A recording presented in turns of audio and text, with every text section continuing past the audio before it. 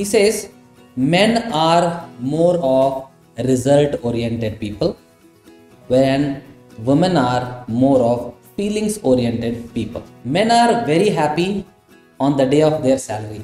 Men are very happy when they are in business if the collection is more. Men are very happy when their revenue is increasing year by year. Women are happy when about their feelings. Women are not worried about the income or money or rate or price tag or anything as such. Well, I'd like to give you an example for all the women here. You do one thing, take a gift for your husbands, and without scratching the MRP, go and gift it to your husbands, and then just observe, don't talk anything. All of a sudden, your husband, if you give a gift like this and he tries to see MRP, he tries to see the MRP.